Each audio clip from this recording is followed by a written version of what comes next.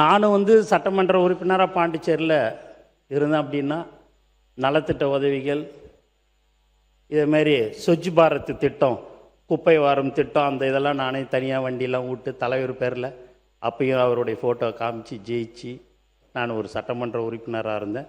அண்ணன் காலையில் சொன்னார், சரி அண்ணன்,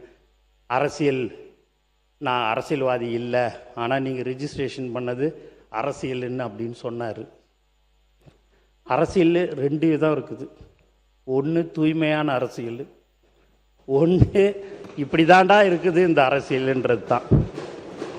அந்த மாதிரியான ஒரு தூய்மையான அரசியலை நாங்கள் தேர்ந்தெடுத்தோம். இன்றைக்கி ஒரு சட்டமன்ற உறுப்பினராக இருந்து இன்றைக்கி ஒரு அமைச்சராக நான் இன்றைக்கி இருக்கிறேன். டி நகர் தொகுதியில் உண்மையாக சொல்கிறேன், 4 நாள் தான் போய் ஓட்டு கேட்டேன். அதுக்கப்புறம் மீதி நாள்லாம் தலைவரோடு நான் பிரச்சாரத்துக்கு அவர் கூட போயிடுவேன். சாயங்காலம் 7 மணிக்கு ஃப்ளைட் அவுட்டு இறங்குவோம், 8-8:15 போவேன். ஒரு மணி நேரம் பிரச்சாரம் பண்ணுவேன், வந்துடுவேன். அப்போ ஜீப்பில் ஏறி போகும்போதே பார்த்திங்கன்னா 10 மாடி 12 மாடி இருக்கும். அப்படியே ஒரு செல்ஃபோனை எடுத்துக்கின்னு அவங்களுடைய பேரனோ ஒரு பையனோ யாரோ தெரியாது காட்டுவாங்க. வயசான பாட்டி, ஒரு 70-75 வயசு இருக்கும். அவங்க வாயில் விசில, கண்டிப்பாக உனக்கு தான் ஓட்டு அப்படின்னாங்க. அதனால் இந்த டி நகர் தொகுதி மக்களுக்கு இந்த நேரத்தில் என்னுடைய மனமார்ந்த நான் நன்றியை நான் தெரிவிச்சுக்கிறேன். எனக்கு கண்டிப்பாக எங்களை பொறுத்த வரைக்கும் நாங்கள் 107 பேர் இங்கே இருக்கிறோம். அப்படின்னா எங்களுக்கோசம் யாருக்கும் ஓட்டு போடல, எங்கள் தலைவர் தளபதிக்காக மட்டும்தான் ஓட்டு போட்டாங்க.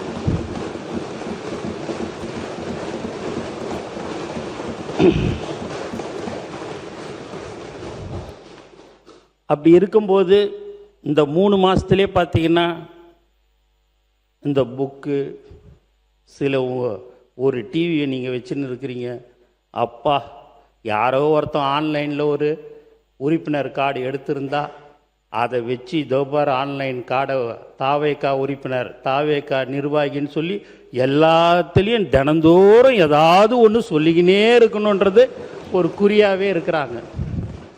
சரி, ஏதாவது ஒன்று செய்யட்டும், எதுனாலும் போட்டோம். நாங்கள் மக்களுக்கு சேவை செய்ய வந்திருக்கிறோம்.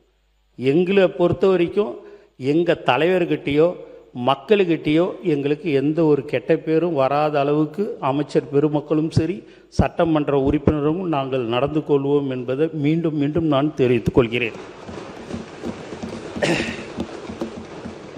அதுமாரி எங்கள் மாவட்ட செயலாளர்லாம் பார்த்திங்கன்னா ஒன்றியம், நகரம், கிளை அணித்தலைவர்கள்லாம் நாளைக்கு பட்னி தினம், உலக பட்னி தினம், சாப்பாடு போடுன்னு சொன்னால் சரி, காசு இருக்குதோ இல்லையோ தலைவர் தளபதி அறிவுறுத்தலின்படி அப்படின்னு தான் நான் ஒரு மெசேஜ் போடுவேன். அடுத்த நாளே பார்த்தீங்கன்னா 1000 பேர், 750 பேர். இல்லை அண்ணா, நீங்கள் உங்கள் தலைவரை பற்றிலாம் நீங்கள் அடிக்கடிக்கு பேசுகிறீங்க, நாங்கள் முதல்ல பேசுகிறோம், எங்களுக்கு ஒரு வாய்ப்புண்ணே. எங்கள் தலைவர் இல்லை, அதே எங்கள் தலைவர் இங்கே பக்கத்தில் இருந்தாருன்னா நான் கண்டிப்பாக பேசவே மாட்டேனே. ஒரே ஒரு வார்த்தையை நான் பேசிட்டு நான் அடுத்த உரைக்கு நான் போயிடுவேன். உண்மையாக தான் சொல்கிறேன். இல்லை, மாண்புமிகு மாண்புமிகு அமைச்சர் சொல்ற உருக்கமான அந்த வரலாற்று செய்திகள்லாம் பலர் கேட்டறியா, நாம் அவையில் இருக்கிற உறுப்பினரே கேட்டறியாத அந்த செய்திகள், நாட்டு மக்கள் தெரிந்து கொள்ள வேண்டிய செய்தி. சொல்ல விடுங்க, நான் உங்களை எதுவுமே சொல்ல, எங்கள் தலைவரை பற்றி எங்கள் கட்சியை பற்றி நான் பேசுகிறேன். யார் சொல்ல முடியும்? சொல்லுங்க. உங்களுக்கு போர் அடிக்காது? இல்லை, நீங்க சொல்லுங்க. இல்லை, உண்மை கதையை தான் நீங்க சொல்லுங்க. நீங்க சொல்லுங்க. நமக்கு தேர்தலில் மட்டும்தான் அந்த 15 நாள் தான் நீங்களா நானான்னு பார்க்கணும். மற்ற அந்த 5 வருஷத்தில் எங்களோட இணைந்து மக்களுக்கு என்னென்ன தேவைகளோ அதையெல்லாம் சொன்னீர்கள் என்று சொன்னால், மாண்பு முதலமைச்சரும் சரி, எங்களுடைய அமைச்சர் பெருமக்களும் உங்களுக்கு ஒத்துழைப்பு கொடுப்போம் என்பதை தெரிவிச்சுக்கிறேன். ஏன்னா அந்த 15 நாள் சண்டைன்றதுனால சொல்கிறேன், அந்த 15 நாள் ஆனாலும் சரி நாங்கள் தான் திருப்பி வருவோன்றதையும் சொல்லி.